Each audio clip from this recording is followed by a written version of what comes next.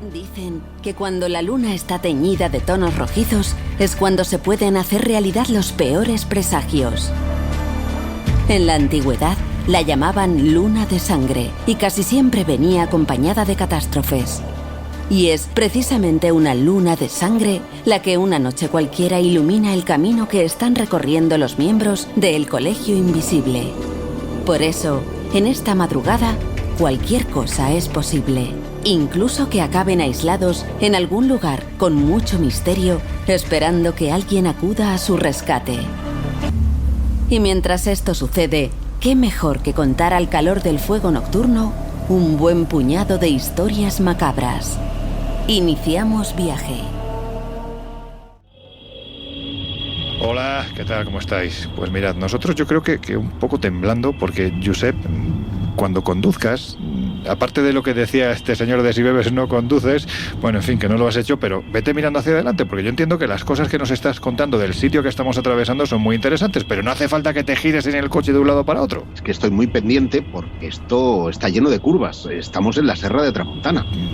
Vamos camino de un sitio que, en fin, lo vamos a contar la semana que viene porque es uno de esos triángulos curiosos que hay en el planeta, de los llamados, no sé si es muy exagerado decir triángulo maldito, el triángulo del silencio, y concretamente se encuentra precisamente en esta tierra de Mallorca. Pero, Laura, Jesús, ¿os habéis dado cuenta de la pedazo de luna que hay esta noche? Además, que tonos más misteriosamente rojizos, ¿no? Sí, no, la verdad, yo no había estado nunca en este lugar y hay que reconocer que el entorno ya de por sí provoca una serie de sensaciones, ya te va como ubicando, ¿eh? Pues yo la verdad es que ni la había mirado. Acabo de levantar la cabeza de las rodillas. Y casi te das con el techo, ¿no? Porque estaba todo el rato con el miedo de convertirnos en chicos y chicas de la curva aquí en Tramontana. O sea. De la curva no sé, pero en esta zona yo sé lo que se dicen, bueno, lo que nos venías contando, que el tema ufológico parece que es como la estrella, ¿no? Sí, yo no quiero ser pájaro de mal agüero, pero lo de la luna roja siempre ha sido un pronóstico, presagio de que algo malo pueda pasar. Y efectivamente en este lugar, amén de desapariciones, amén de existir ahí arriba en el monasterio un retablo en el que se ve un ovni medieval con su rayo secuestrando a la gente, al niño Jesús concretamente, o iluminándolo, vamos a decirlo así.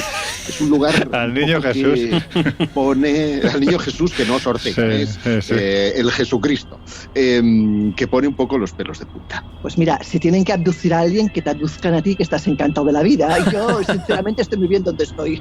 Oye, esto de que has comentado de los malos augurios, ¿por qué siempre se ha asociado esta luna llena así? Pues lo que se conoce como, además, incluso tiene un nombre, ¿no? Una denominación que es bastante particular, luna de sangre.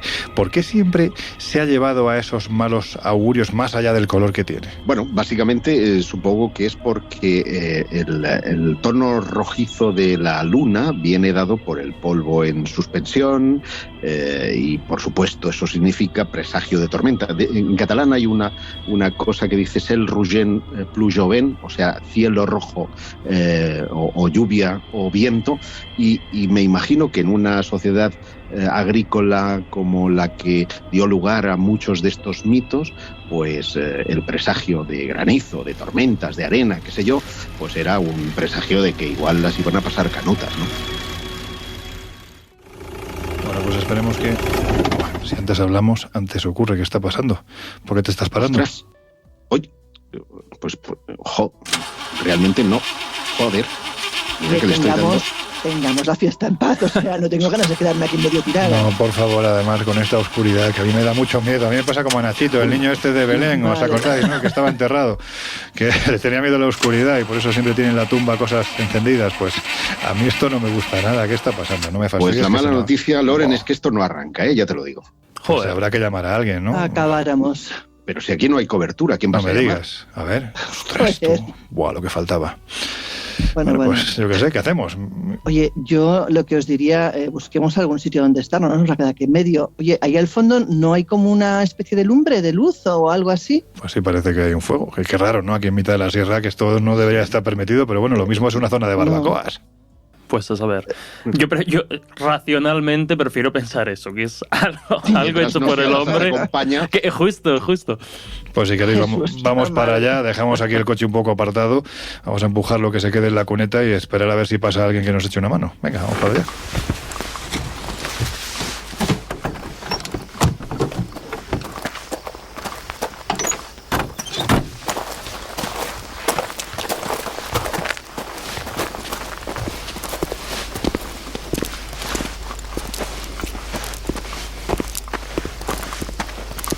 Oye, pues ni tan mal, ¿eh? Aquí el fueguecito este que alguien se ha dejado preparado, que, bueno, me imagino que estará por aquí, con lo cual también cabe la posibilidad de que nos echen una mano. No lo sé, al cuello, vaya peligro, de todas maneras. O sea, vaya peligro quien haya dejado el fuego aquí pues en medio. Sí. Irresponsabilidad. Yo sabéis que soy de los que no creo en coincidencias. Y esto parece diseñado ad hoc para nosotros. No, además el fuego está bien encendido, con lo cual para unas cuantas horas sí que nos da. Oye, ¿no os acordáis de...? No sé, me acaba de venir de repente a la cabeza y, oye, ya que tenemos que hablar de algo, aunque a nosotros nunca nos faltan temas, pues ¿no recuerdas tú un poco a lo de los campamentos, las historias que se narraban al calor del fuego? ¿Alguien tiene guitarra para amenizar? Yo sé de más de uno que tiene guitarra, pero no está por aquí ahora. Y nos podía amenizar. Pues oye, es un buen sitio mientras esperamos a que alguien nos ayude, o a que el teléfono coja cobertura, o a que se haga de día, yo qué sé. Pues no es mal sitio para contar historias de miedo, ¿no? Venga, a ver quién se anima. Aquí el reto va a estar en asustarnos unos a otros, que nosotros estamos ya entrenados en terror. Pues fíjate, una de esas historias que a mí me da la sensación de que no se cerró bien, y que yo sé que tú, Laura, te acercaste mucho a la historia, no al lugar por una cuestión cronológica, pero sí te acercaste bastante a la historia. Fue precisamente una que ocurrió en un lugar muy reconocido dentro del mundo, no solo del misterio, sino de la criminología, ¿verdad? Pues mira, ahora te cuento la historia, pero si te parece, vamos a escuchar parte de ese documental al cual te refieres, porque vale la pena, la verdad. Pues venga, vamos a escucharlo, porque me imagino que te lo has traído en esa pedazo de tablet que tienes siempre en tu mochila. Efectivamente. Pues venga, vamos a escucharlo. Una zona muy buena, estaba en la colina. Se parecía a donde me había criado, en una zona verde. Así que me enamoré del lugar. Entonces, dirigí la vista al final de la carretera y me pregunté, ¿de qué me suena a mí esto de Cielo Drive? Pero tenía totalmente decidido comprarlo y construir la casa. Había cumplido un sueño. Donde antes no había nada, ahora había construido una casa enorme con él. Lo vi como un gran logro personal. Decidí hacer una fiesta para celebrarlo. Escuchas la WKD, estos son los Golden Oldies de Los Ángeles. Me encantaba invitar amigos a casa. Así que ponte cómodo, sube el volumen y no toques el dial. Oí que llamaban a la puerta. Aún faltaban horas para que viniese la gente. No había nadie.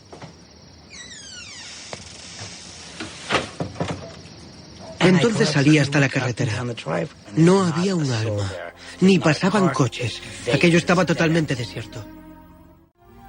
Bueno, pues parece que la ubicación donde ocurrieron los sucesos, parece que siguen ocurriendo cosas extrañas, o por lo menos en voz de la gente que ha hablado, ocurrían hace no mucho tiempo. Pero si te parece, vamos a refrescar un poquitín qué fue lo que dio pie a esta historia, porque la historia previa, que no tiene nada que ver con fenómenos paranormales, es que es todavía más dura, ¿no? Es una historia macabra donde las haya. O sea, todo parte de la grabación de La Semilla del Diablo en el edificio Dakota, donde una especie de secta entre New Age o con creencias satanistas se manifiesta porque no creen que sea adecuado tocar los temas satanistas o los temas que toca la película de la manera que lo hacen. Y una de las personas que está ahí es Manson, precisamente, Charles Manson. Y es precisamente este hombre, acompañado de algunos de sus seguidores, los que invaden la propiedad de Roman Polanski, del director, donde está Sharon Tate, embarazada de casi 8 meses, con algunos amigos, y deciden asesinarlos. Y bueno, imagínate la escena, ¿no?, dantesca. Esa casa, de todas maneras, llegó un momento que se tiró abajo. O sea, esa casa ya no existe. Lo que ocurre es que posteriormente, sobre el terreno de esa casa, se construye una nueva edificación.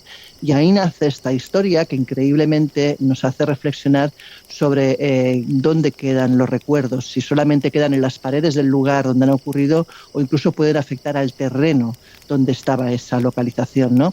Que es lo que ocurre en este caso. Si te parece, pues brevemente te explico un poco qué es lo que ocurrió. Pues tenemos un señor, David Oman, que era investigador privado en Los Ángeles, y este hombre lo despiden, no tiene muchos recursos, pide ayuda a su padre para comprar una casa y establecerse.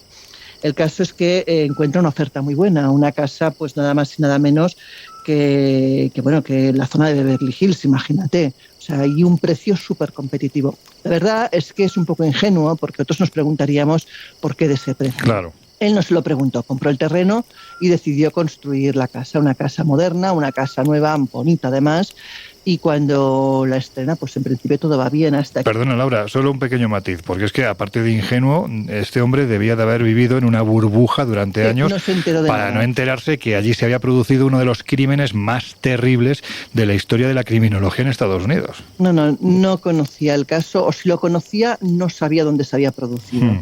El tema es que, bueno, como te decía, pues inaugura la casa, hace una fiesta de inauguración y ahí empiezan los problemas o las cosas extrañas, porque tampoco diría que fueron problemas para él.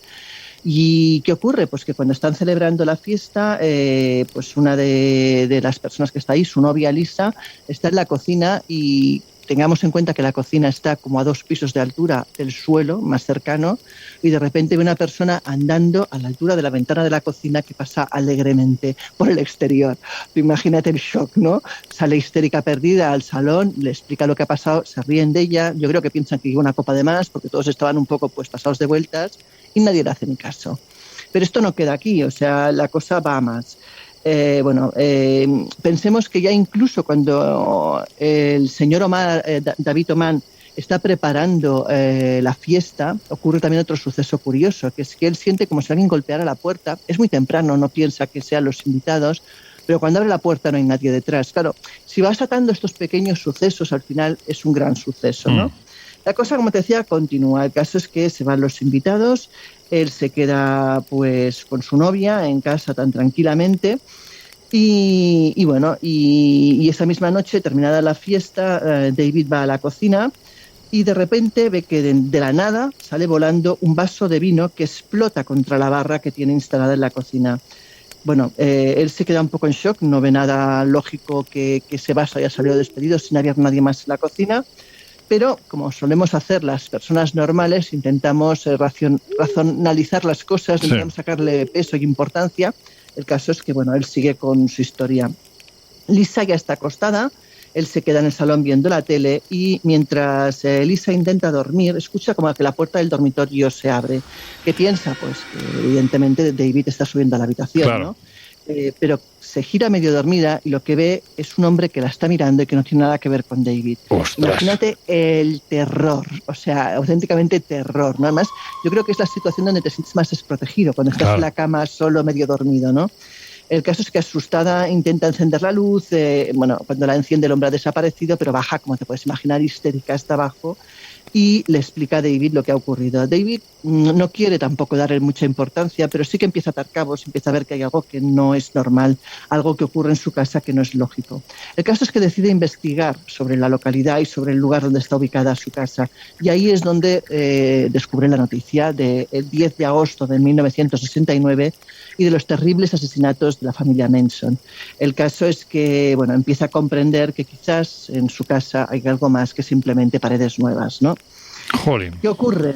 Pues que, bueno, una noche, la cosa continúa, una noche él invita a unos amigos, a Jeff y a Kashmin, a ver una película, y durante la película empiezan a oír como voces extrañas que parecen que salen del sistema de comunicación interno que él tiene en la casa, para comunicar pues la planta alta con la más baja, ¿no?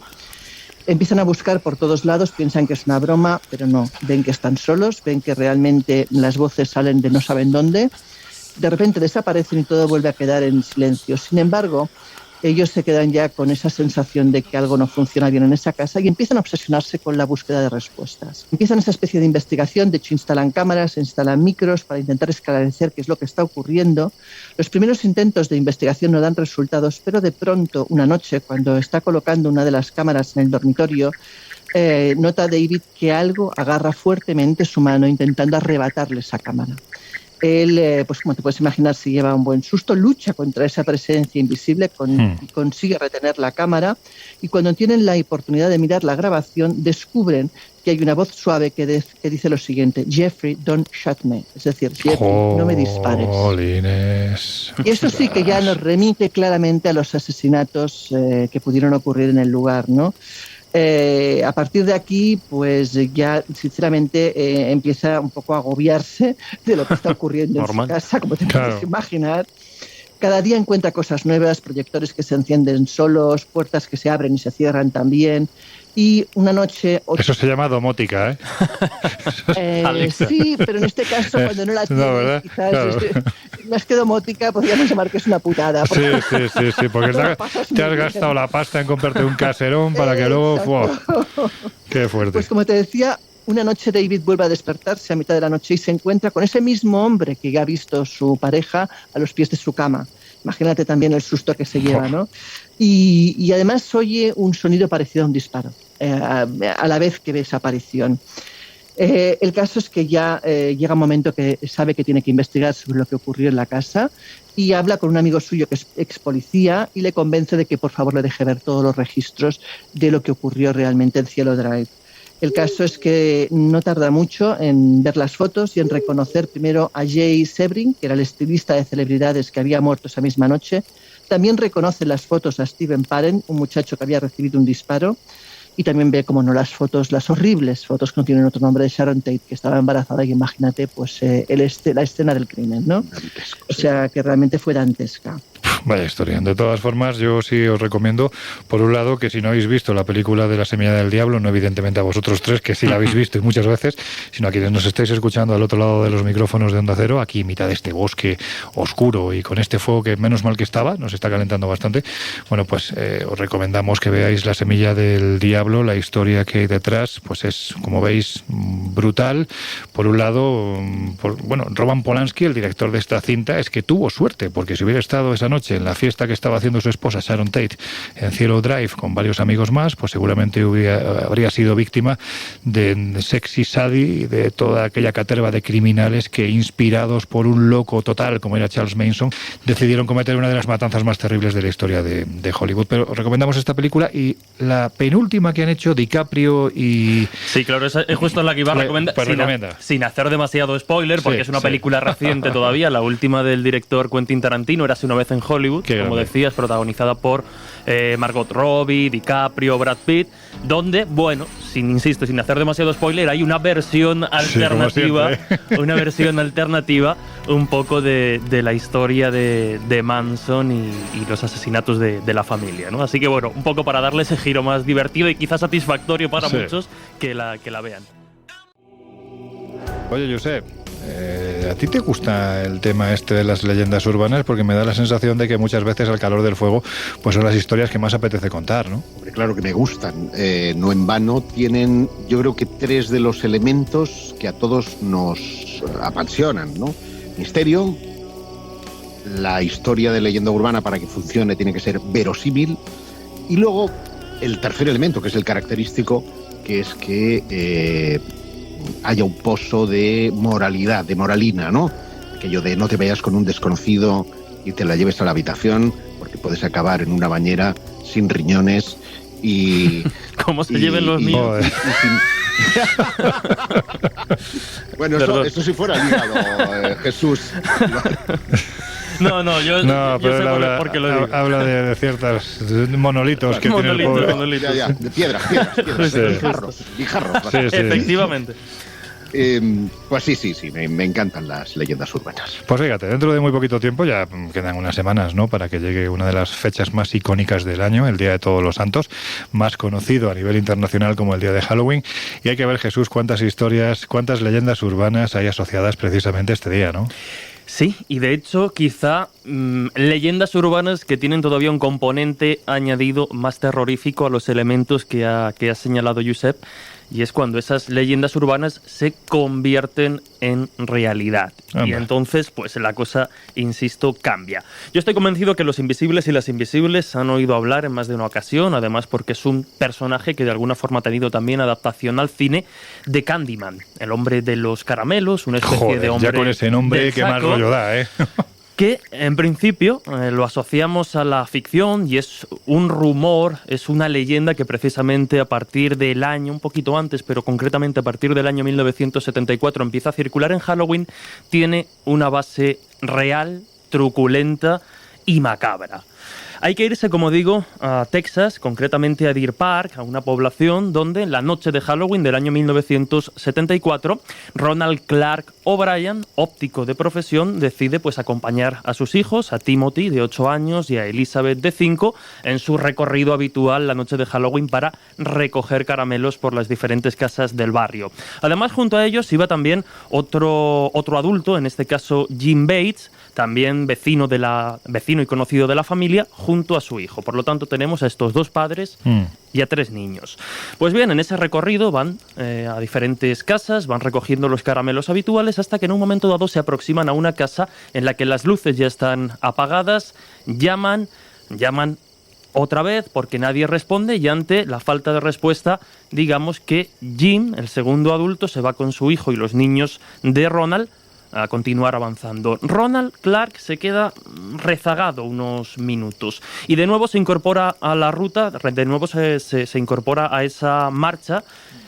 Curiosamente, porque dice que ha estado esperando unos minutos en esa extraña casa y ha conseguido finalmente los caramelos. Unos caramelos muy concretos, unas barras de caramelo ácido. Bueno, se la da a los niños y continúan esa ruta hasta que por la noche, pues antes de irse a la cama, Timothy O'Bryan, el hijo mayor de Ronald, recibe el permiso de su padre para comerse una de las chucherías y elige estas barritas ácidas recogidas en esa extraña casa. Es que no sé si quiero seguir escuchando.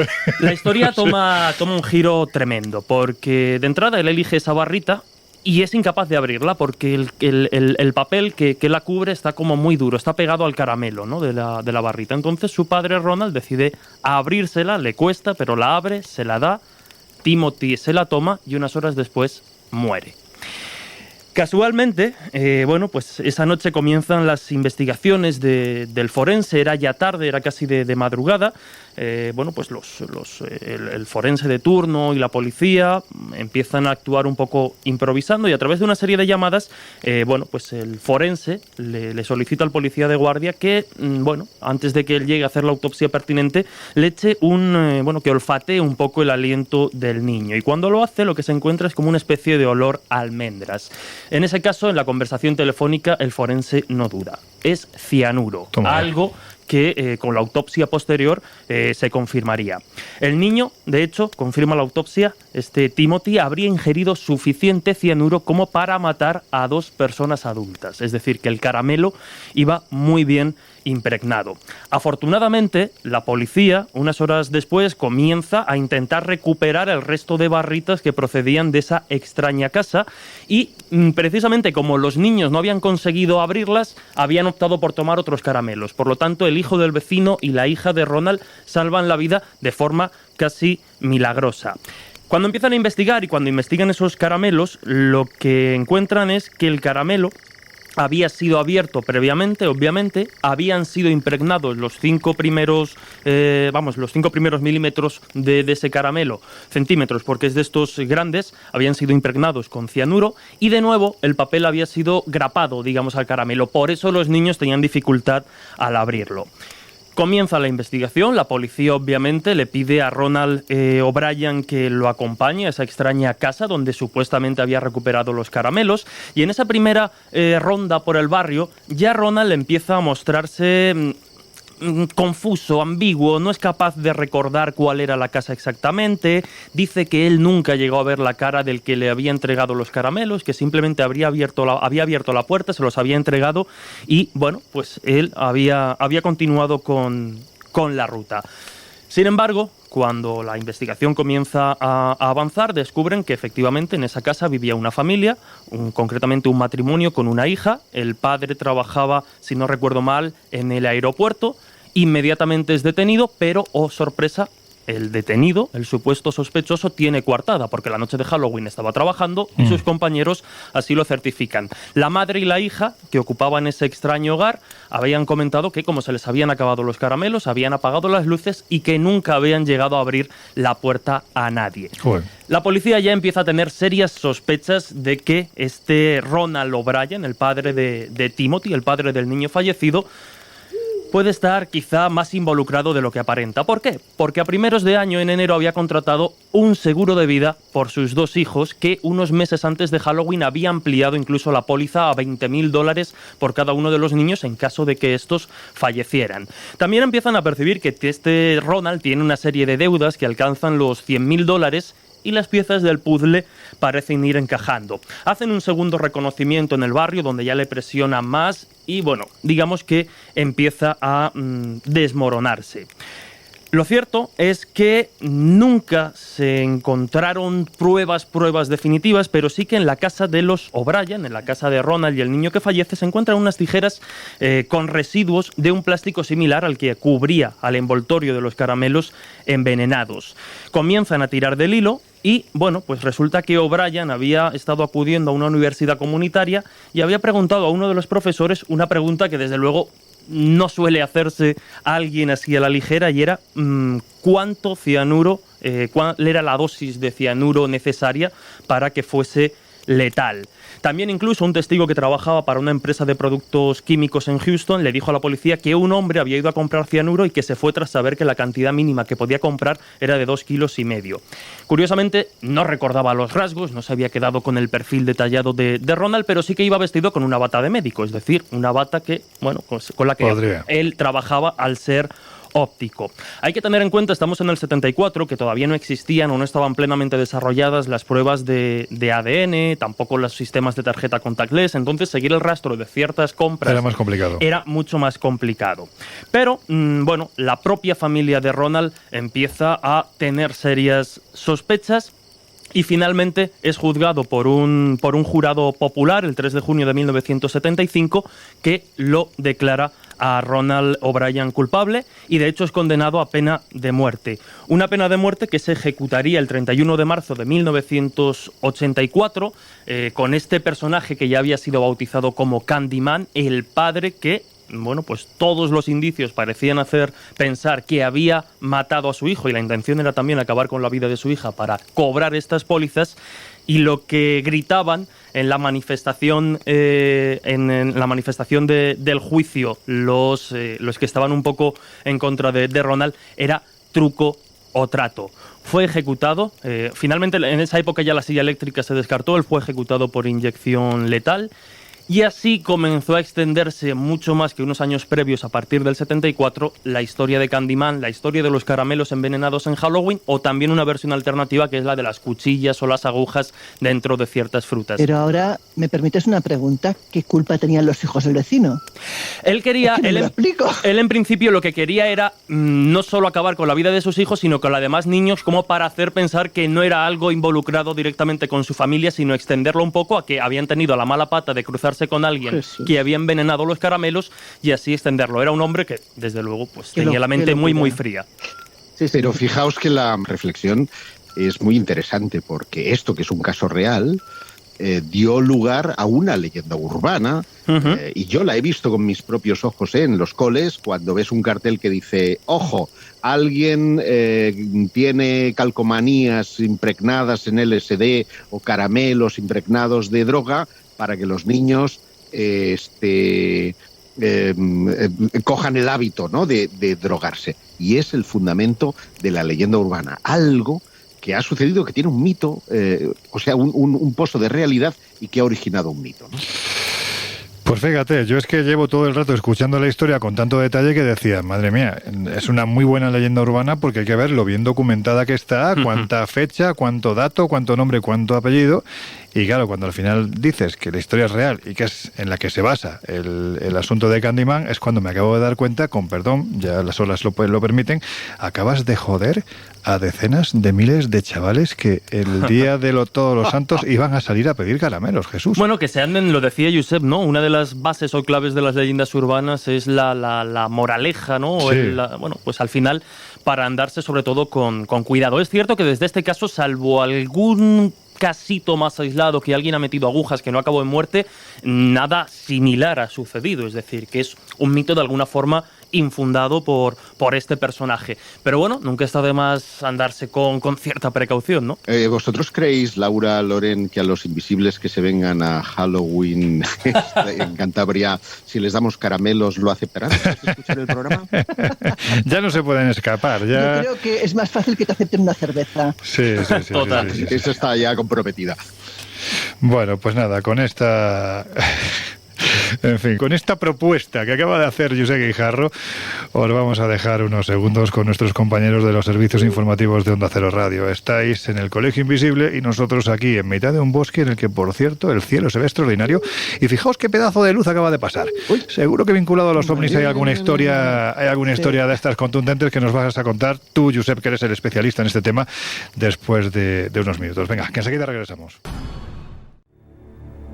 Bueno, pues ya estamos de vuelta. Si te acabas de incorporar al Colegio Invisible de hoy, seguramente no sabrás que el coche que conducía, por cierto, Josep Guijarro, lo que no tiene nada que ver con que se haya estropeado, pues lo tenemos ahí tirado en la cuneta. Ahora nos cuentas, tirado en la cuneta, y nosotros aquí sin cobertura, al lado de un fuego, en mitad de la Serra de la Tramuntana, en Mallorca, que nos hemos encontrado, por cierto. Es un fuego que está encendido alrededor de una serie de barbacoas, con lo cual es una zona que parece que está habilitada para ello.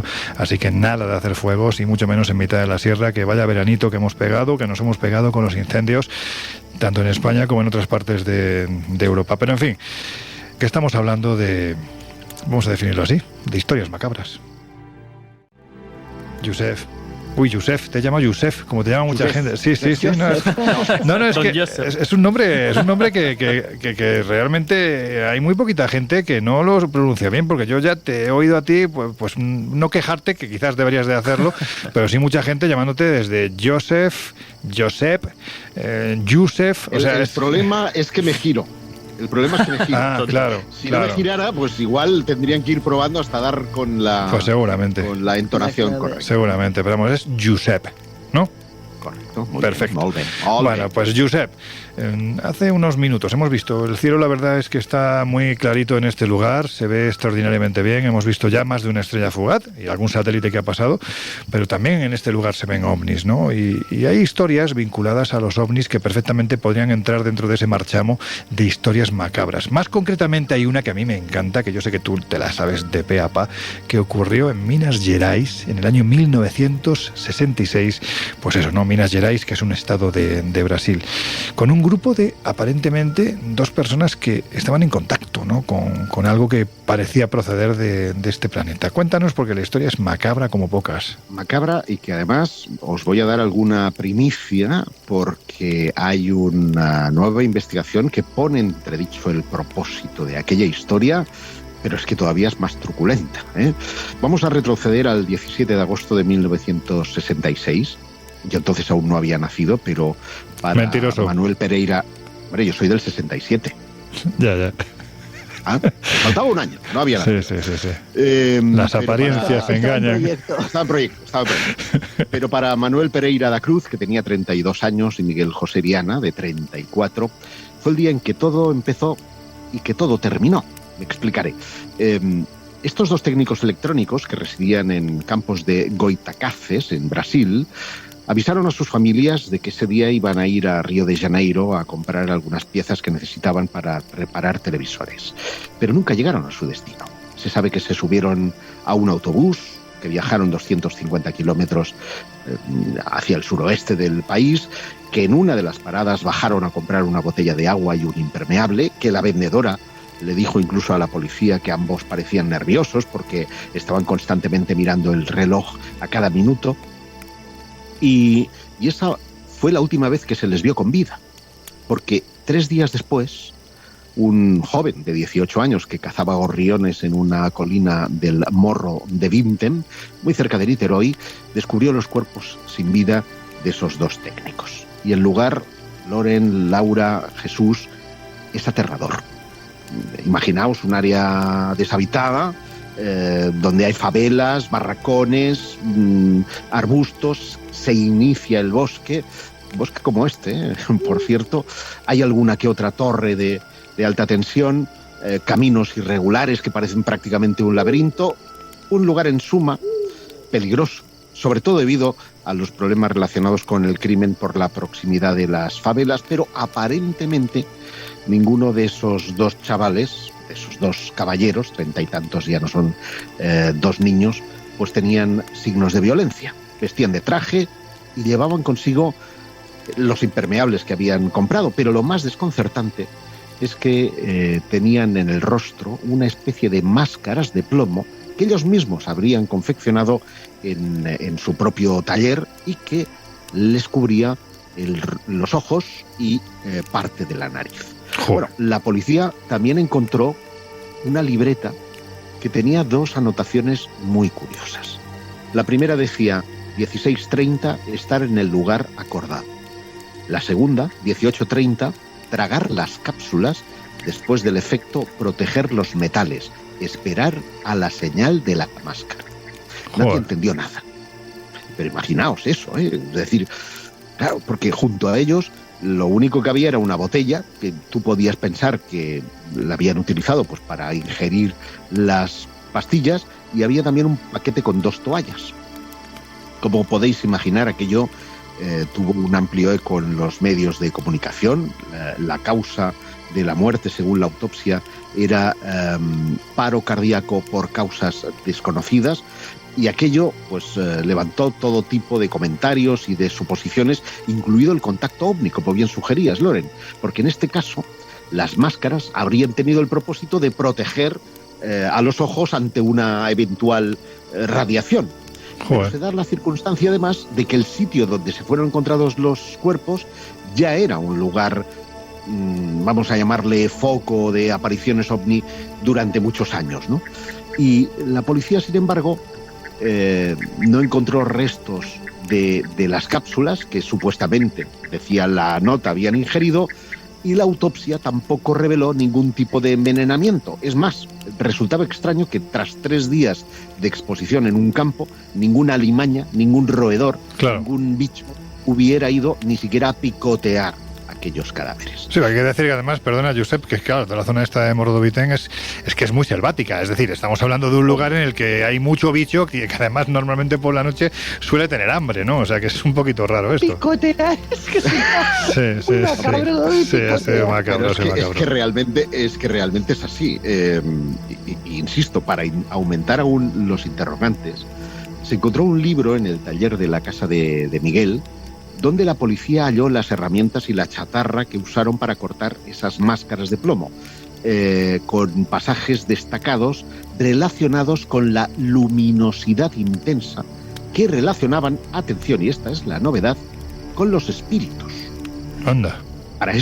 Para eso protegían los ojos con esas máscaras de plomo. Bueno, pues ahora sabemos que estas dos personas casadas eran apasionados de la tecnología y el espiritismo, es decir, las primeras cosas, podríamos llamar, de transcomunicación instrumental. Sí. Y de las declaraciones hechas por sus conocidos, se supo que estaban afiliados a círculos esotéricos y que ambos afirmaban estar en contacto con seres de otro planeta, y en particular Miguel, como muchos brasileños, era seguidor convencido del espiritismo, y su influencia fue ciertamente decisiva en la conversión de Manuel a las doctrinas espíritas. Los dos fueron vistos participando en sesiones del Centro Espírita Bon Jesús de Incampos, que tuvieron lugar entre junio y julio de ese mismo año, del 66, y como reveló la investigación, prácticamente todos los entusiastas de la tecnología en el área de Campos eran también espiritistas. Una gran parte de ellos estaban afiliados a una o más de una de las asociaciones de espiritismo, que por otra parte son muy frecuentes en Brasil. Y termino con un dato que también es estremecedor y que pasó en otro caso que a mí, sabes, me apasiona y he dedicado años de mi vida, que es el de los suicidas. Es que, perdón, antes de que sigas, te lo iba a decir, ahora mismo. Estamos hablando de 6-7 años antes, pero es que las similitudes son extraordinarias entre un caso y el de Joan Turu Vallès y José Félix Rodríguez Montero. O sea, es que de ahí que la prensa incluso estableciera el grado de concomitancia. Pues fíjate, es que 4 años antes del suceso de Morro de Vitten, un técnico de televisión murió en el mismo lugar y en circunstancias similares, sin signos de violencia, sin objetos y con una máscara de plomo. Y estaba tratando de captar, según una nota, una señal de televisión sin ningún aparato electrónico y murió después de tomar una pastilla redonda que nunca se ha sabido de qué estaba conformada.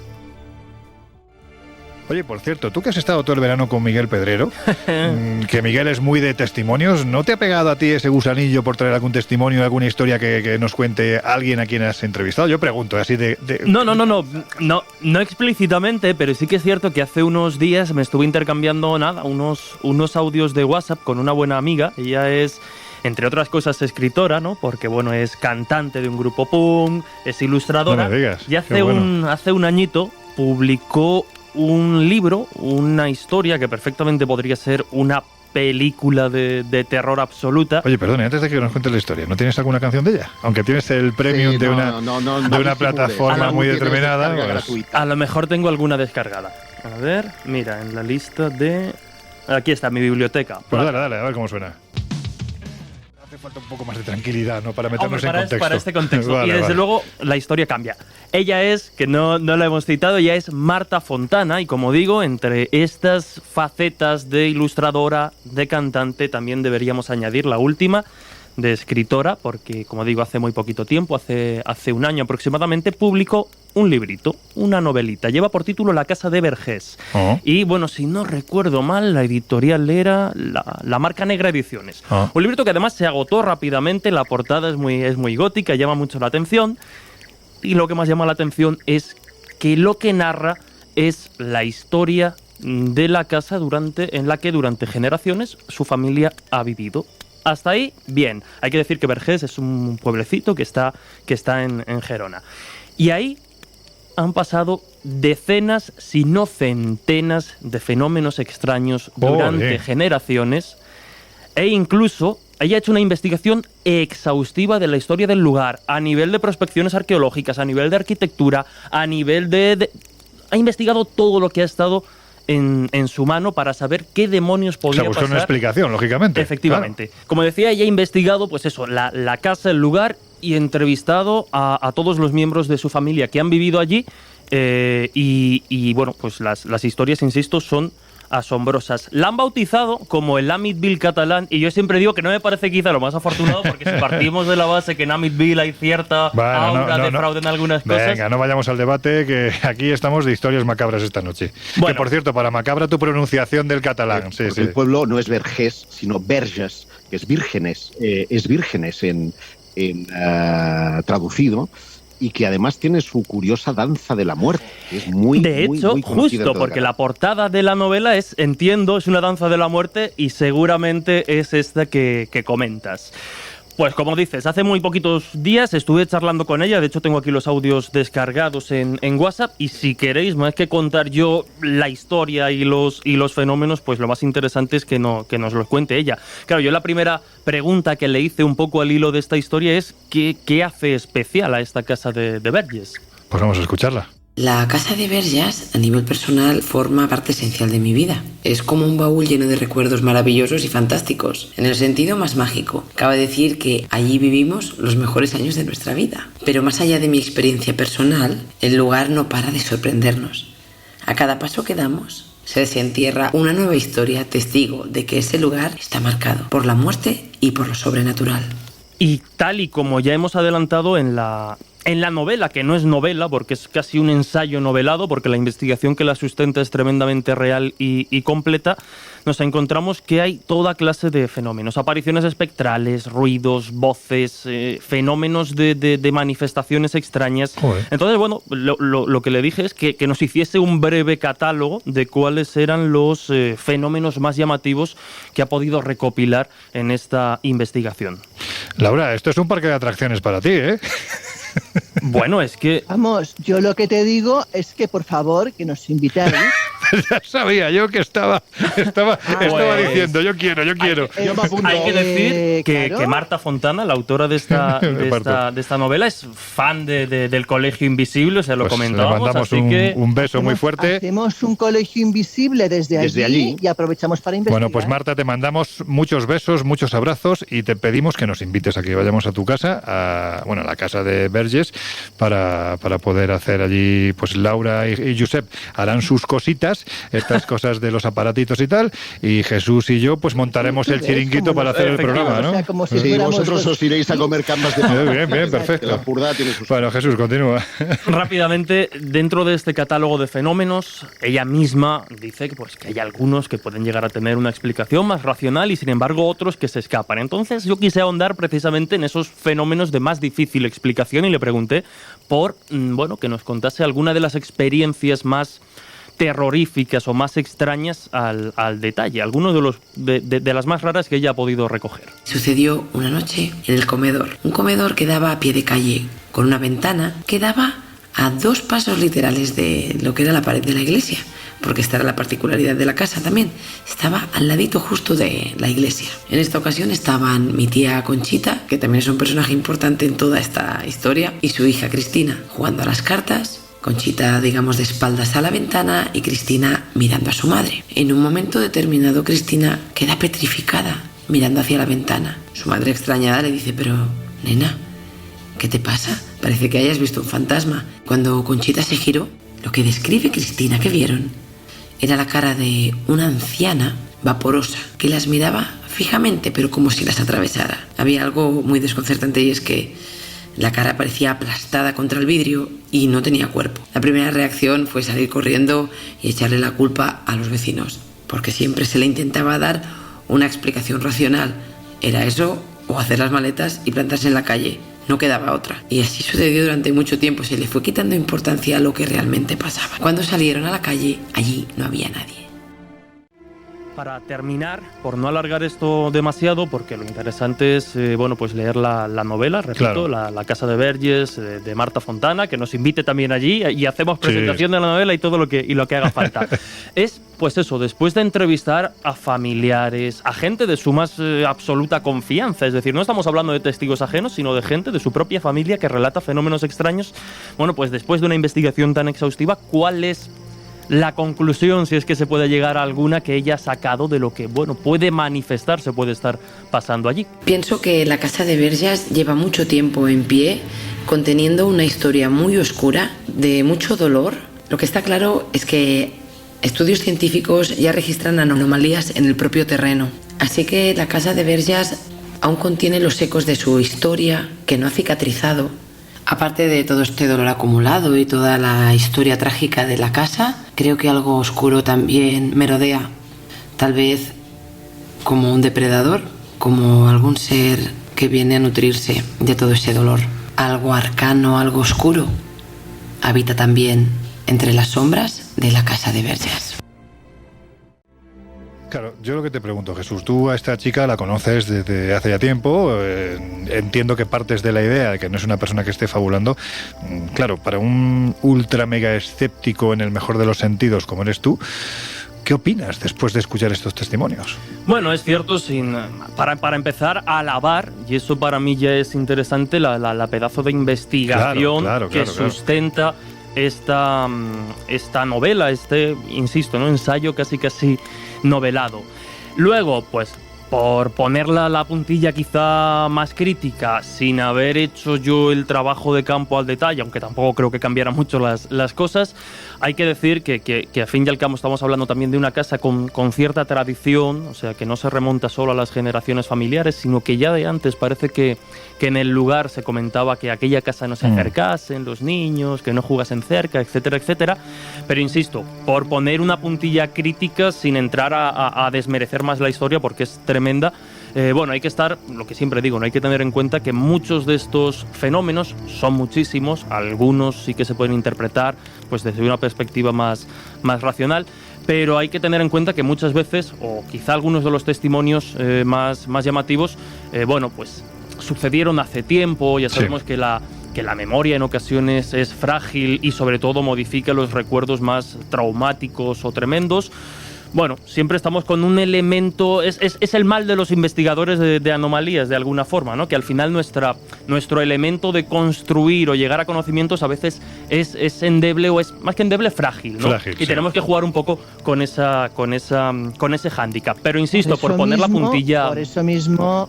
Quiero que vayamos. Mira, es que está desesperada. Está deseando, venga. Vámonos para allá, vámonos ahora mismo a pie. Nada, pues volvemos a lanzar esta petición. Marta Fontana, por favor, nos queremos ir a tu casa a investigar y hacer el programa desde allí. Así que nada, echa esta petición. Laura está en su parque de atracciones pensando ahora mismo lo bien que se lo va a pasar allí con sus aparatitos y notando cosas raras y descubriendo que en una esquina o en otra hay un personaje que le habla. Pero aparte de esto, yo sé que otro de los asuntos, Laura, que a ti pues te hacen especialmente salivar, ¿no? O salivar especialmente, son los muñecos. Porque los muñecos también están muy vinculados a las historias macabras que se cuentan al fuego, ¿verdad? No es que me hagan salivar los muñecos, la verdad es que me dan mal rollo. Lo que pasa que es verdad que son fuente de tantas historias y de tantos sucesos y son tan inquietantes que sí, que en cierta manera me ponen. O sea, yo no tendría una colección de muñecos en mi casa, pero reconozco que tienen su aquel. Estamos hablando, cuidado, de muñecos... o sea... ¿De carne y hueso? No hablo de carne y hueso, pero hay todo tipo de muñecos y como dice que te pone, pues claro, la variedad puede ser muy amplia. No, hablamos de otro tipo de muñecos. Vale, bien. Sí, sobre todo de estos muñecos antiguos, estos muñecos, algunos de ellos de cara cerámica, que tienen esa especie como de pátina, así como un poco vetusta y a la vez inquietante. Los arlequines, ¿no? Por ejemplo.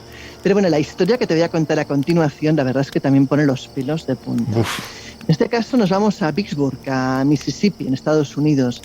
Y bueno, y vamos a hablar de un equipo de investigación al cual llaman, porque ocurre algo muy curioso. Y de hecho es curioso porque quien realmente llama y da la voz de alerta no es tanto el principal afectado, sino el local que hay colindante a donde ocurre el 90% de los fenómenos. Y te cuento la historia. Bueno, hablamos de un museo, el Museo de la Muñeca y Juguetes Antiguos. Este local está regentado por Mike Bakari. Es un señor ya de una cierta edad. Lleva regentando este lugar desde que se murió su mujer hace 2 años. Su mujer era coleccionista de muñecas. Y él, cuando muere su mujer, decide, pues en honor a ella, precisamente coger todos estos juguetes antiguos, aparte de muñecas, y montar este museo. Hablamos de un museo que tiene exactamente 1.851 muñecas antiguas. O sea, vamos, un rollito que te cagas. Yeah. El caso es que este buen hombre, pues cuando muere su mujer antes de pasar al otro lado, le dice algo que a él le deja también bastante inquieto.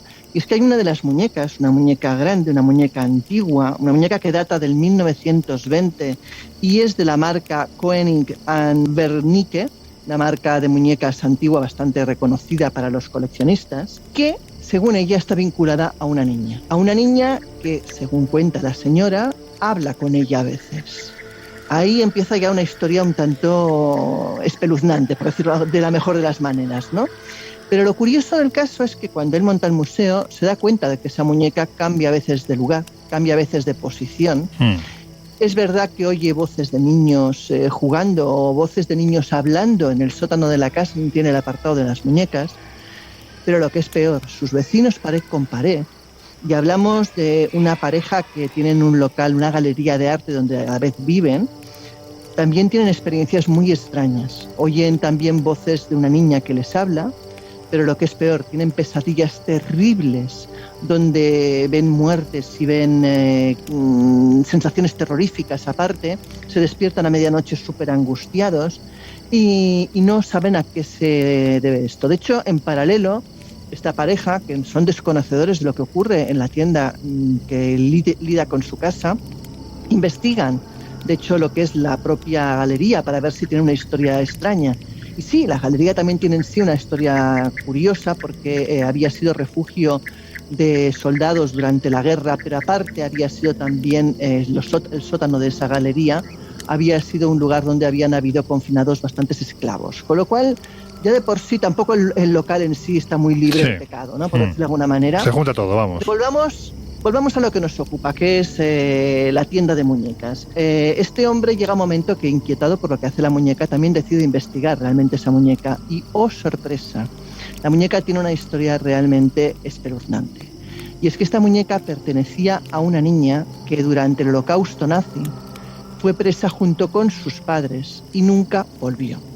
Es decir, lo que ocurre es que los padres de esta niña, cuando saben que van a ser apresados y se les va a llevar a un campo de concentración, deciden llevar sus principales bienes y las 2 o 3 muñecas preferidas de su hija a Estados Unidos, a algunos familiares lejanos que tienen, para preservarlo para cuando salgan de ahí. Ellos nunca salen del campo de concentración, mueren en el campo de concentración, y estos familiares pues deciden vender parte de los enseres porque no saben qué hacer con ellos. Y esta muñeca es así como llega a manos de la mujer de Caroline, que es la mujer que se muere, la mujer que deja pues ese museo de muñecas a cargo de su marido, ¿no? Lo curioso es que cuando se procede a esta investigación del lugar, hay 2 cosas de las muchas que ocurren en ese lugar, pero hay 2 que sí llaman la atención. Una, se deja una grabadora durante toda la noche al lado de la muñeca, y cuando se escucha la grabación, en la grabación hay respiraciones. Respiraciones, bueno, una respiración. La respiración, además, es una respiración femenina y dulce, no la de un adulto ni la de un hombre, sino parece la respiración de una niña, y se oye perfectamente. Pero la otra es que cuando uno de los investigadores está pues intentando captar cosas allí, una de las muñecas sale despedida del estante donde está, una muñeca cercana a esta grande muñeca, y cuando mira las cámaras evidentemente no se ve nada, o sea, es decir, no hay nada que empuja a esa muñeca, sino algo invisible que la hace tambalear y acaba tirándola del estante. Bueno, en resumen, este hombre dice que a él no le molesta, que él está encantado de convivir con esta muñeca y que además sabe que también... Claro, ¿no? Y que también sabe que además el espíritu de su mujer también sigue allí, según él ha tenido conversaciones con su mujer, o sea, que bueno, que él está encantado de la vida, y sus vecinos pared con pared no están tan encantados porque a ellos sí que realmente les altera el día a día y les altera el sueño, pero viendo que no es nada negativo, pues bueno, han llegado al convencimiento de que tienen que aprender a convivir con ello.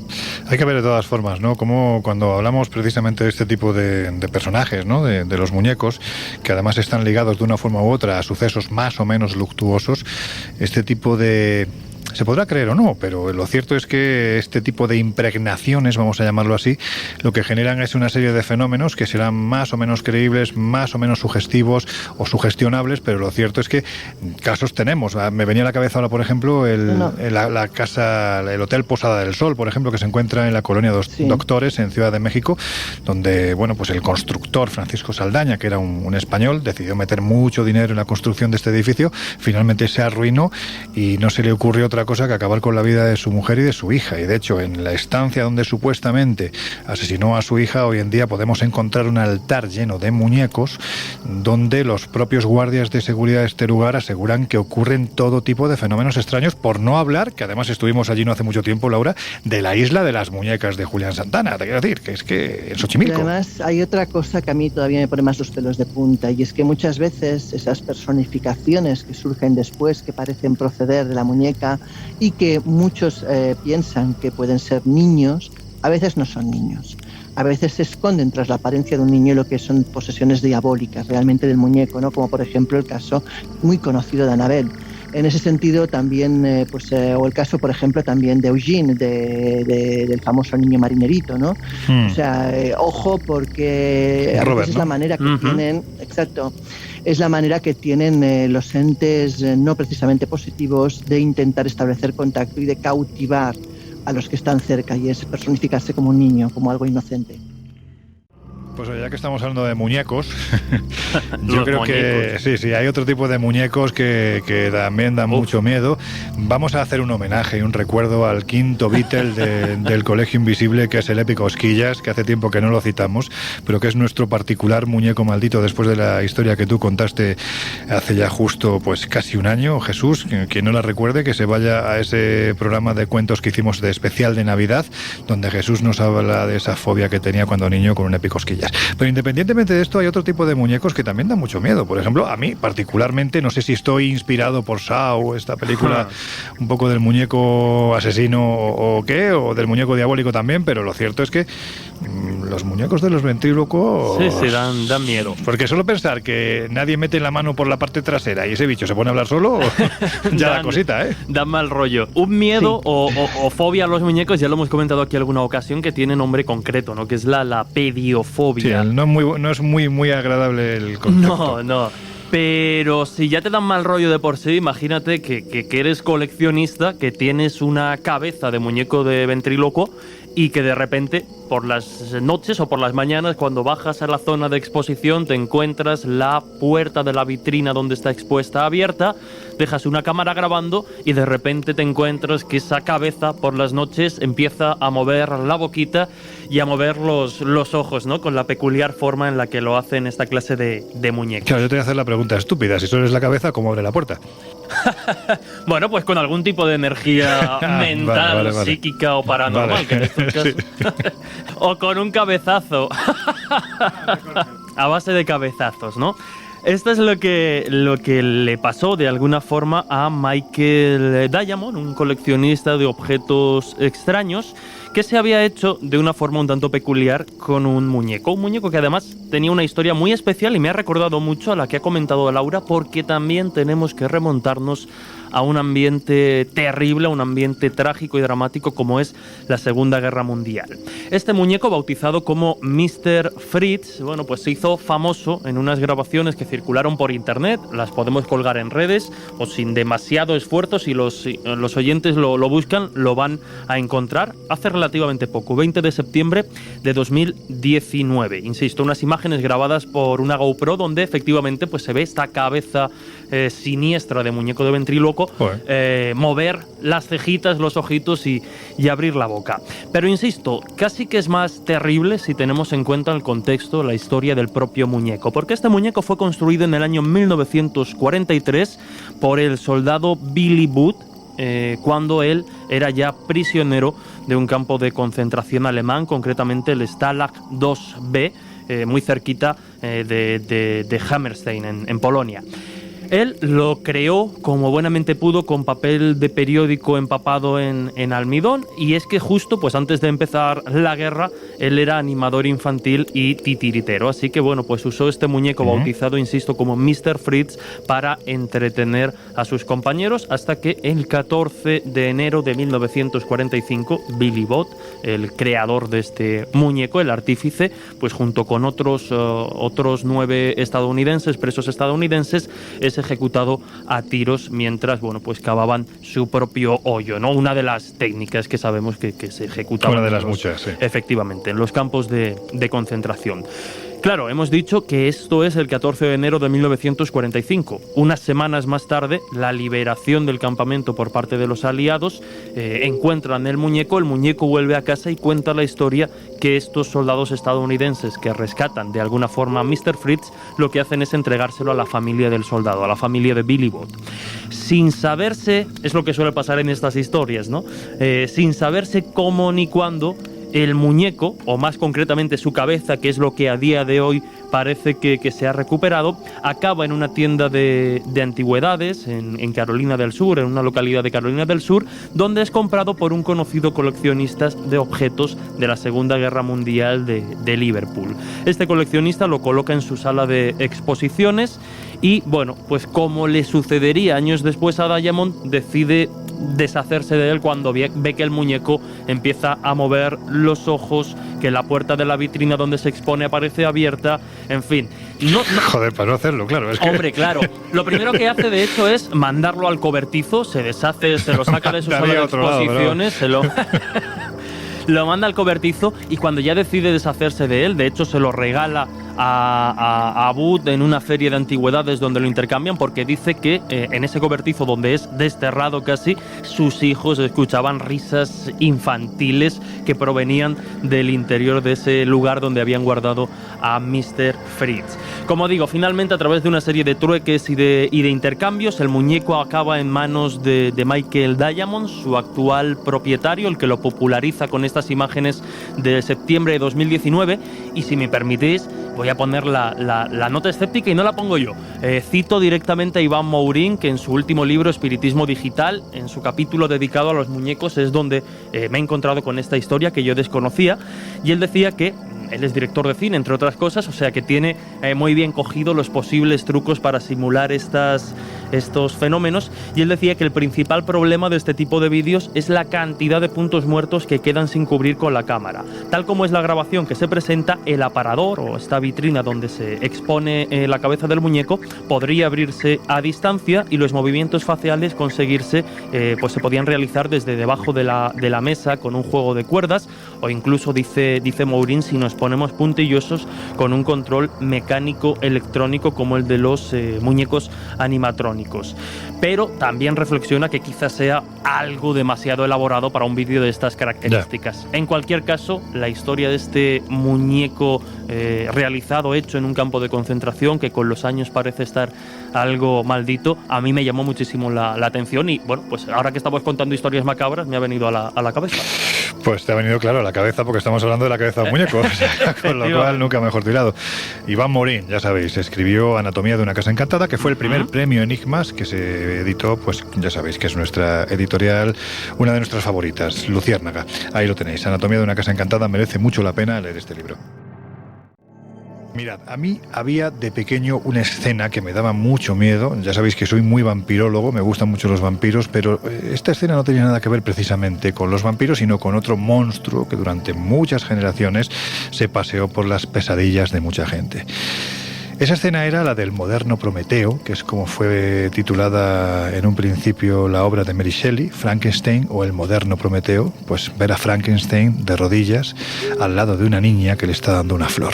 Lo que ocurría posteriormente, en parte dado a la imaginación, en parte pues porque se podía ver claramente el desarrollo de la escena, pues a mí me ponía los pelos de punta, sobre todo pensar que realmente, más allá de la creación de un científico loco, pudiese haber científicos locos que efectivamente se estaban dando a la creación, no sé si de una criatura tan elaborada como era Frankenstein, pero sí de otro tipo de criaturas. Y es que a verlos los ha habido, Josep. Sí. De hecho, me has dejado boquiabierto con la descripción, porque encaja perfectamente con el perfil de Robert Cornish, al que descubrí también en un libro que lleva por título El científico loco, una historia de la investigación sin límites, y he de confesar que me cautivó a partes iguales entre la curiosidad y el asco. Me fascinó por su interés en devolver a la vida a los muertos mediante una especie de columpio. Joder. Sí. Su sistema evoca al columpio este basculante de los parques infantiles. Sí. Le llamaba Peter Board, ¿vale? Y allí fijaba el cadáver de un... ¿Pero a quién llamaba Peter Board? ¿Al columpio? No, Peter no. Peter Peter Board, que es martillo... taladrante, ¿no? Sería o una cosa así. Bueno, el caso es que allí fijaba el cadáver de un individuo que tenía que haber fallecido recientemente, que no tuviera lesiones físicas, y se le movía arriba y abajo para hacer que la sangre circulase de nuevo. No. Y por lo tanto se reactivasen sus funciones tanto cerebrales como cardíacas. Está ahí la parte de curiosidad. Digo lo de asco porque en sucesivos experimentos que voy a detallar más adelante, el tío se columpia desde otra perspectiva. Antes, sin embargo, déjame hacer un pequeño semblante de este fenómeno, porque era un fenómeno que se graduó a los 18 años. Pero pequeño, que vamos ya muy mal de tiempo, muy pequeño. Sí, y que obtuvo el doctorado a los 22, cosa muy excepcional en la época. Bueno, Cornish trabajó en varios proyectos, entre ellos uno que permitía la lectura de periódicos bajo el agua con lentes especiales. Yo, muy útil, no lo veo, pero el caso es que en aquella época era frecuente esto para buscar patentes, ya que generaba prestigio, sobre todo a principios del siglo XX. Y lo consiguió porque, trabajando en el Instituto de Biología Experimental de la Universidad, decidió primero afinar ese método del balancín aplicándolo a los animales, Y así fue como el 22 de mayo de 1934 probó sus experimentos en 5 perros que bautizó como Lázaro. Lázaro 1, 2, 3, 4 y 5 respectivamente, por aquello de Lázaro, levántate y anda, ¿eh? Claro. Bueno, pues primero, y aquí viene la parte del asco, los asfixió con gas nitrógeno. Esperó a que permaneciesen muertos durante unos 10 minutos y luego les aplicó el balancín. Los 3 primeros intentos fueron un fracaso. Según reportó la revista Time en marzo del 34, y ahora os lo voy a resumir, y los 2 siguientes experimentos lograron resucitar a los perros. Eso sí, con una motricidad desequilibrada y alteraciones nerviosas severas. Aunque ciegos y con importantes daños cerebrales, vivieron durante meses en casa del científico. O sea, que aquello era para ir a comer a casa de Robert Cornish, ver aquellos perros. También te digo, Josep, yo parto de la idea, aquí me pongo yo en el punto escéptico de Jesús. Es decir, si estaban vivos, por mal que estuvieran, es que no habían muerto. Porque resucitar, es decir, es que no puedes resucitar, te quiero decir, que es que no se habían muerto. 10 habían sufrido de anoxia. Bueno, pues habían sufrido daños cerebrales, claro, y estaba el bicho, pues imagínate cómo estaban los pobres. Es clínicamente muerto. Oye, cuando aquí hablamos de experiencias cercanas a la muerte, estamos en un ratio menor a 10 minutos. Con lo cual la ciencia son muertos. Cercanas a la muerte, tú lo has dicho, experiencias cercanas a la muerte, no experiencias de muerte, porque si te mueres, no puedes resucitar. O sea, es decir, salvo lo que nos cuentan las Sagradas Escrituras, y hay cada uno que crea lo que le dé la gana, no podemos resucitar. Y un bicho, da igual del tamaño que tenga, pues en este caso, claro, los daños cerebrales que le había producido el señor a los pobres animales eran lo suficientemente severos para que no pudieran ni coordinar, pues no tuvieran una coordinación motriz, lógicamente. Mira, hablamos en el Lázaro 3, el perro estuvo durante 8 horas y 13 minutos muerto. 8 horas. Eso es muerto. No hay más. Y logró, gracias al sistema, que la sangre reactivara. De hecho, hay un científico ruso, que este es todavía más asqueroso, se llama Brukulenko. Brukulenko.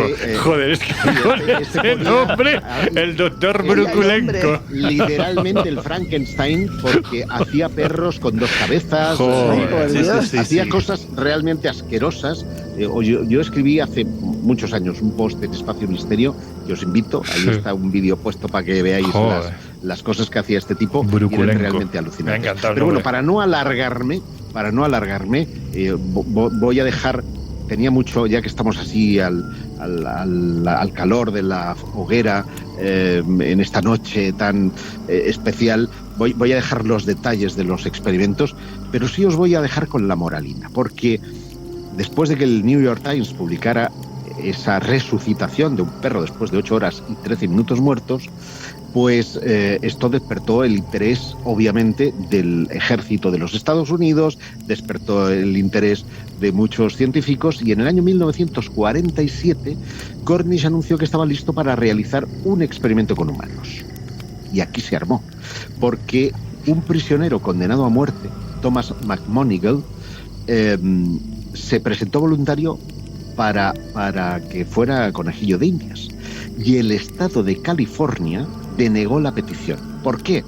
Porque temían que si funcionaba el experimento, tendrían que dejar libre a McMonigal, porque ya había sido muerto, por lo tanto, aplicada la pena. Claro. Y imagínate, por muy ciego o muy tonto que quedara después de la resucitación, podía seguir delinquiendo y matando a personas sin voluntad. Es literalmente un zombie viviente, con lo cual la historia de Cornish es fascinante. Y sobre todo, y os invito a que veáis una peli, porque fue llevada al cine con una peli que lleva por título La realidad increíble, donde todavía se explican más experimentos de este Frankenstein, doctor Frankenstein del siglo XX. Bueno, pues con los experimentos del doctor Cornish y sobre todo con un afectuoso recuerdo al doctor Brukulenko, os vamos a dejar unos segundos con una de nuestras músicas esenciales. Enseguida volvemos.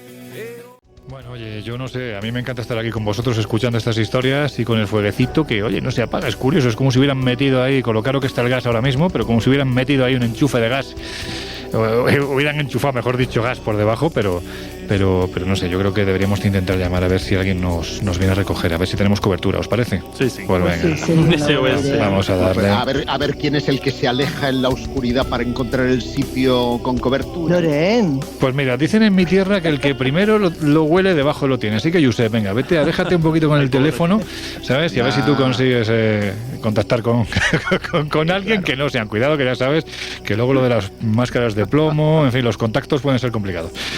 Venga. Si me pasa algo, me deis en el balance. Bueno, pues si os parece, mientras Josep intenta contactar con los terrestres, en este caso, para que vengan a recogernos, pues seguimos contando alguna historia más.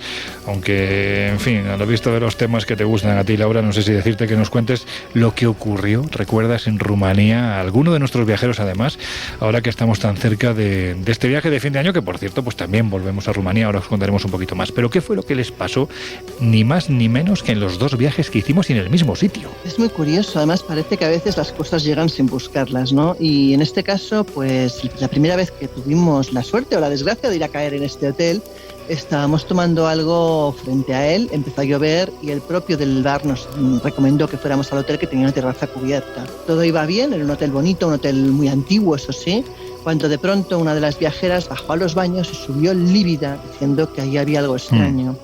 Yo pensé que simplemente era una cuestión de bueno, que estaba oscuro y nada más. Pero es verdad que al rato, cuando bajé yo al baño, y aquí ya a mí no me miente la piel, empecé a notar que algo no iba bien. Empecé a notar que se me ponían los pelos como escarpias y que notaba una presencia muy fuerte y además no positiva cerca del baño. Me adentré en la oscuridad, porque al lado del baño lo que había era una sala enorme completamente a oscuras. Empecé a entrar y tal como entré salí, y es empolvorosa, cosa rara en mí, pero sí que es verdad que lo que noté no me gustó nada. Subí arriba y comenté a la gente lo que había notado, y claro, nos faltó tiempo para bajar con 4 o 5 aparatos, 3 o 4 de los locos que nos acompañan y yo, porque aquí, vamos, tonto el último, que se suele decir, y empezamos a poner aparatos por ahí y efectivamente todo empezaba a iluminarse, ¿no? Ya decidí subir y hablar con el propietario del hotel a ver si nos dejaba hacer algo un poco más normal, más serio. Bueno, no sé si normal, pero al menos un poco más. Una investigación un poco más en profundidad. Claro, y me sorprendió porque cuando le pregunté por la historia del hotel, bueno, él me comentó que ese hotel antiguamente había sido algo que no era un hotel precisamente. Él me dijo que el hotel había sido la casa del obispo. O sea que ya partimos de una historia con bastante solera. Y cuando le pregunté por el sótano, ahí me miró con una cara muy extraña. Me dijo, ¿por qué me está usted preguntando por el sótano? Y claro, yo le dije, mira, te voy a ser muy sincera. Somos un grupo que nos gustan estos temas. En España pues llevamos programas de radio y cosas relacionadas con el misterio. Y hemos notado una sensación extraña en el sótano. El hombre ya me puso una cara rara y me dijo, es que es verdad que en el sótano nos pasan cosas raras. Y afortunadamente nos dejó investigar, cosa que no suele ocurrir. Lo más normal es que te manden a hacer puñetas, a freír espárragos, que se dice coloquialmente, ¿no? Pero nos dejó bajar. Nos encendió todas las luces y nos envió al vigilante nocturno, que pobre no hablaba ni papa de español y tampoco casi de inglés. Un hombre que además las caras que ponía no le parecía aquello que fuera muy procedente ni le apetecía demasiado aquella historia. El caso es que con otros aparatos pues empezamos a recorrer el lugar y grabamos cosas inauditas. Pues a través de este señor que vino a preguntar en rumano, porque nosotros no sabemos rumano, a preguntar qué es lo que había allí. Y una voz profunda, una voz muy inquietante, la voz de un hombre, nos dijo que era Igor. Y que no nos quería allí. Ahí empieza la historia de ese sitio, ¿no? Porque, claro, nos quedamos todos muy intrigados con quién era Igor, qué había pasado ahí. Nos dijo que no tenía nada que ver con lo que era la época del obispo, o sea, era un personaje posterior a esa época. Y bueno, el caso es que finalmente nos tuvimos que ir. Yo no sé qué noche pasó aquel señor, porque cuando nos fuimos pidió un cigarrillo a uno de nuestros compañeros y se quedó en la puerta. Yo creo que no entró más en toda la noche y no sé si lo hizo en el resto de las guardias que le quedaban por delante. El caso es que al día siguiente regresamos de mañana y hablamos con el resto del personal, porque nuevamente estas experiencias no son de una persona, son de varias. Y encontramos ya gente más joven y más dispuesta a hablar, que nos comentó que en las cámaras de seguridad siempre se veían esas bolas verdes, esa especie de orbes verdes, que estando arriba no viendo nadie abajo se oían pasos, se oían ruidos abajo siempre, cada noche. Pero lo que es más curioso, que una noche estaban celebrando una cena y justo en el punto caliente donde había más actividad, que era al lado de una antigua barra de bar, donde yo noté ahí sí realmente una presencia enorme, que justamente en ese punto, cuando acabaron esa cena, todo lo que había, toda la vajilla, todos los vasos, todo salió disparado hacia la otra punta del local, y que su jefe durante unos días dejó, de hecho, el sótano cerrado, y que nadie tenía una explicación de qué es lo que había ocurrido. La verdad es que no querían ni pensar en lo que había ocurrido. Claro, ya sabían que lo que había ocurrido se tenía un nombre y apellido y se llamaba Igor, ¿no? Pero bueno, esto no acaba aquí, porque hemos vuelto, lógicamente, a ese hotel. Volvimos hace 2 años y curiosamente pasó otro tipo de experiencia, porque ahí no íbamos a investigar. Lo que hicimos fue grabar el programa de radio en un colegio invisible desde ese sótano de Transilvania, y ocurrió algo muy curioso. Uno de nuestros acompañantes empezó a sentirse raro. Él dice que se sentía como ausente, como algo mareado, como si algo le estuviera proporcionando un estado extraño de estar. No se sentía bien. El caso es que en paralelo, una de nuestras viajeras, además una de las que yo siempre digo que es de las más arriesgadas, de las que le gusta encontrar el misterio y provocar el misterio. Sí, porque no lo ha vivido. Ella decía siempre que no, es que yo quiero ver porque hasta ahora no he visto y quiero ver. Bueno, pues vio. Claro, pues y tanto que vio, se llevó el susto de su vida, porque de repente se le quedó mirando y, según ella relata, aquellos ojos no eran de este mundo. Ella dice que vio el mal en aquella mirada. O sea, es como si la persona esta se hubiera transfigurado, ¿no? El rostro no fuera él, sino que algo... Que no era él, que la manera de mirarle no era ni tan siquiera de una persona que tú conoces, que ella vio el mal en aquella mirada, que era algo demoníaco lo que lo estaba mirando, y que además percibió incluso como una especie de sonrisa extraña, casi irónica, ¿no? A los segundos eso desapareció. Es decir, la cosa quedó tal como había empezado en cuestión de segundos, pero es verdad que ella se quedó muy afectada. De hecho, rompió a llorar porque la sensación que le dejó en el cuerpo fue realmente tremenda. Y él, como te digo, se quedó con esa sensación de que había tenido unos instantes en los que no sé si no era él, pero que se sentía como invadido por algo extraño que no podía explicar, como una sensación de ausencia y de mareo y de sensación muy extraña. La verdad es que aquella noche Carmen, que así se llama la protagonista de esta historia, pues es que no tenía consuelo. Yo me acuerdo de estar intentando tranquilizarla y no había forma. Y Juan Carlos, que era el otro protagonista de esta historia, pues es que prácticamente en ningún momento había sido consciente. Él mismo decía, no, es que yo cuando vi que se acercaba a ella, ya noté que se frenó en seco, me miró de forma extraña y luego pasó como muy rápido a mi lado, ¿no? O sea, él mismo se dio cuenta de que estaba pasando algo, pero claro, en ningún momento pudo pensar que su rostro de una forma u otra se había transfigurado, o la persona, en este caso Carmen, había visto algo, bueno, pues no sé si de forma subjetiva, vamos a decirlo así, o realmente es que había pasado algo, ¿no? Bueno, lo que está claro es que él te dice que él no perdió la conciencia, pero sí que se sentía extraño, que llevaba rato que no se sentía bien, que notaba algo que no sabe cómo explicarlo, y ella vio algo que realmente no era de este mundo. ¿A este lugar vais a volver en diciembre? Es uno de los lugares que vamos a pisar precisamente cuando vayamos en este viaje que vamos a hacer en fin de año. Estamos en Sigishoara, para que se hagan una idea nuestros oyentes. Sigishoara es la ciudad medieval habitada más grande de Europa. Y la más hermosa. Es hermosísima. Preciosa. Es como si te metieras de repente en un cuento de hadas con un punto gótico. La Bella y la Bestia. A mí me recuerda a la Bella y la Bestia, el centro del pueblo. Sí, pues estaremos allí en Sigishoara estos días de fin de año, desde el día 27 hasta el día 4, 27 de diciembre al 4 de enero.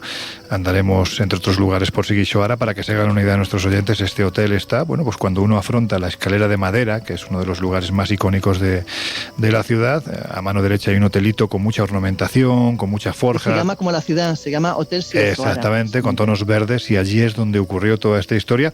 Pero hay que decir que la persona que lo veía a través de los monitores, cuando en el sótano no había nadie, es decir, no estábamos nosotros sacando fotografías, sí nos matizó que había noches en las que él no era capaz de moverse de la silla de recepción observando los monitores, porque no solo lo veía, sino que incluso oía los pasos de abajo que ascendían por las escaleras y que prácticamente se situaban a su lado. Y cuando miraba donde había oído los pasos, allí no había nadie.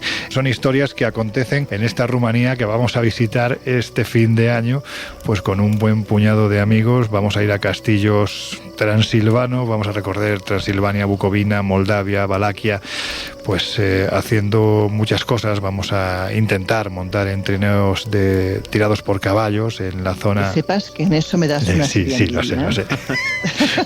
sé que os doy envidia, porque en este caso el viaje me lo voy a comer yo solo, pero me lo voy a comer muy a gusto, también os lo digo, ¿eh? Vamos a recorrer esa Rumanía muy asociada a la novela de Bram Stoker, Drácula, también por supuesto al personaje que inspiró la novela, Vlad Tepes, también por supuesto a los mitos, ¿no? Los Strigoi, los Moroi, los vampiros que conocemos nosotros, con unos paisajes brutales. Seguramente vamos a pillar nieve, que eso también mola, y también con unas historias y unas leyendas en las que todavía hoy la gente sigue creyendo. Déjame decir que solamente estará al alcance de menos de 30 personas, porque es un viaje súper exclusivo. Y hay que decir además que al poco tiempo de haber lanzado este viaje, cuyos datos podéis encontrar, todo el circuito, los lugares donde vamos a estar, las historias que vamos a hacer, el fin de año donde lo vamos a pasar, que es un sitio tremendamente especial. Bueno, pues aparte de esto, todos los datos los tenéis en espaciomisterio.com y también, por supuesto, en viajesprisma.com. Ya hay 6 personas apuntadas a las pocas horas de lanzar el viaje. Como dice Josep, son 30 plazas, así que nada, quien le apetezca venirse conmigo y con la gente que tenemos en Rumanía, que son fantásticos y fantásticas, desde hace años nos llevan a sitios únicos donde el turista no va, porque nosotros viajamos como viajeros, pues ya sabéis, ahí estáis, en espaciomisterio.com y en viajesprisma.com, todos los datos. Ahora bien, si hablamos de Rumanía y hablamos de un sitio especial, y ya que estamos en un bosque, para mí uno de los más alucinantes, es conocido como el Triángulo de las Bermudas europeo, ya que vamos camino de uno de esos triángulos de las Bermudas, que es el del silencio en este caso, en Mallorca, donde nos encontramos. Bueno, pues el Triángulo de las Bermudas europeo es el bosque de Oia Baciu, donde precisamente con una de nuestras personas de referencia, una de nuestras invisibles favoritas allí en Rumanía, Andrea Iván, pues mantuvimos esta conversación con la persona que más tiempo lleva investigando y a la vez divulgando lo que ocurre en el que es conocido como el bosque maldito de Oia Baciu. Vamos a escucharlo. Este lugar es un sitio en el que se han producido desapariciones, donde todo da comienzo con la desaparición de un pastor y sus ovejas. A partir de ahí, durante décadas, quien entra aquí, aseguran los expertos y quienes lo han vivido, que se producen fenómenos extraños de todo tipo. Salen rasguñados, con heridas, la sensación de náusea cuando uno está aquí mucho tiempo es brutal, el fenómeno ovni está presente, se producen mareos. Es un sitio en el que, bueno, la atmósfera vais a ver que conforme va avanzando la noche cuesta respirar. Cuando pasas más de una hora y media, te puedes perder y no volver. Yo conozco a Marius, pero mejor lo presentas. Sí. Os presento a Marius Lazin. Es uno de los chicos que ha montado el proyecto Oia Baciu, es un proyecto que se propone que haga conocido, famoso en el mundo, este bosque. ¿Pero qué es lo que ocurre exactamente en este lugar? ¿Se lo puedes preguntar? Sí, claro. Marius, ce se întâmplă mai exact în pădure? Pădurea Oia Baciu e cunoscută deja de ceva vreme, are o serie de legende populare. Pe lângă legendele astea populare, de-a lungul timpului au mai fost o serie de apariții, precum OZN-uri sau orbi luminoși, o serie de alte apariții misterioase în fotografii și în filmări. De regulă, acestea nu se văd cu ochiul liber, dar se văd în fotografii și în filmări. He entendido que como sombras de negro... Sombras de negro, cosas... oscuras o con mucha luz. A mí me gustaría decirle a Marius, porque, vamos a ver, él tiene pruebas para demostrar lo que está diciendo. Ai vreo probă ca să demonstrezi, vreo fotografie, Da, am aici niște fotografii. Tiene pruebas. Pădurii. Nos va a enseñar unas fotos realizadas por ellos y por los turistas que visitan el bosque. Pot vedea în fotografii una esfera de luz. Como una esfera de luz, sí. Más de día. Y que aparece en varios sitios y que sí, más de día que de noche, por ejemplo. Pero es cierto que, por ejemplo, agresiones se han producido, ¿no? Sí, claro, sí. Y hay Me estaba contando hace un ratito sobre unos turistas que venían muy escépticos y que dentro de un ratito paseando empezaron a vomitar todos. ¿Al mismo tiempo? Sí. Y me gustaría preguntarle a Marius si hay un lugar en este bosque donde de una forma u otra se concentre lo que para alguna gente son fenómenos paranormales, lo que para otros son leyendas y también lo que para muchos son poco menos que argumentos para defender que este es algo así como una especie de bosque maldito. ¿Cuál sería el epicentro del bosque en el que ocurren los fenómenos más potentes? E renumită pentru frecvența cu care aparițiile și fenomenele și-a făcut prezența. Sí, es un sitio que se llama en rumano Poiana Rotunda, quiere decir el claro redondo, donde se concentra toda la energía de este bosque. Bueno, y de repente aquí se acaba el bosque y se abre el claro. Am ajuns în Poiana Rotundă. Estamos en el claro, en Claro Redondo, el sitio más famoso del bosque. ¿Y por qué? Este sitio está muy conocido desde 1968, cuando se han hecho las fotos de los ovnis que dieron vuelta al mundo. Se spune că cel puțin de atunci nu crește nimic altceva decât iarbă în A partir de este momento, en este sitio, no crecen árboles, solamente hierba. No es el único sitio, hay otros sitios donde no crecen, pero este es el único donde no volvió a crecer a partir de este momento, o sea, de 1968, cuando aparecieron los ovnis. Y en este lugar, aparte de este tipo de fenómenos luminosos, ¿ocurre algo más? ¿Se lo puedes preguntar a Marius? Alte fenomene în afară de aparițiile OZN-urilor s-au mai întâmplat aici în Poiană? Au mai fost raportate tot felul de sunete destul de ciudate, sunete ca de copil mic care plânge sau scârțâituri sau diferite sunete tip șoapte. Sí, sí, también diferentes sonidos como un bebé llorando, como gente, o sea, suspiros también. Poiana Rotundă a devenit un loc în care o serie de yoghini, o serie de persoane care meditează sau care vor să facă diverse ritualuri se reunesc cu ocazia diferitelor sărbători. Este sitio se ha convertido también como en una especie de centro espiritual para rituales, para meditación de diferentes tipos de personas que se dedican a estas cosas. Ya, pero entiendo que si se oyen voces de niños y hay este tipo de fenómenos, parto de la idea de que no es un sitio en el que sería recomendable quedarse a dormir, por poner un ejemplo, ¿no? Se spune că atunci când ești Ellos están ya acostumbrados, vienen muchas veces. Se spune că atunci când ești într-un cerc, ești protejat fiind în interiorul cercului. Ellos creen que como este es un círculo, el círculo tiene este poder mágico de protección y que se sienten un poco protegidos. Bien, digamos. entonces cuando uno tiene un círculo mágico de protección es porque piensa que lo que hay más allá del círculo no es bueno. No es bueno y por eso elige este círculo para estar ahí. Y aquí, o sea, yo tengo unas ganas de marcharme ya. Bueno, pues ahora sí, ya estamos en momento de conclusiones y bueno, pues es que claro, llegados a este punto, la pregunta que se me ocurre, porque estamos delante de un fuego que nos hemos encontrado, un fuego muy controlado, todo hay que decirlo, una hoguerita, rodeados aquí de donde la gente suele hacer barbacoas, nos está proporcionando luz, nos está proporcionando calor, pero también nos está proporcionando unas historias fantásticas. ¿Qué tendrá el fuego que invita a contar historias de este tipo? ¿Qué pensáis vosotros? Bueno, yo creo que explicar historias alrededor de un fuego siempre tiene ese, no sé, ese punto romántico, ese punto fascinante, que además invita, pues eso, a generar esa especie también de histeria colectiva, ¿no? De sugestión, porque, bueno, el entorno ayuda a ello. El fuego tiene siempre algo de atávico. En sus formas, en sus sinuosos dibujos, nos trae a la mente colectiva relatos y historias fascinantes que se han ido labrando de generación en generación. De ahí que, a pesar del frío reinante, a pesar de la oscuridad, a pesar de esos ruidos que de vez en cuando se escuchan por ahí, pues yo me he encontrado la mar de bien escuchando esas historias que dan miedo, por supuesto, pero ahora a ver quién duerme después de escucharlas. Bueno, como comentaban los compañeros, el fuego nos retrotrae probablemente a ese primer espacio de socialización y contar historias. Hay que imaginarnos en la prehistoria, pues alrededor de ese fuego, dentro de la cueva, empezando a socializar y a contar qué es lo que había pasado durante el día, cuáles eran las bestias que daban miedo.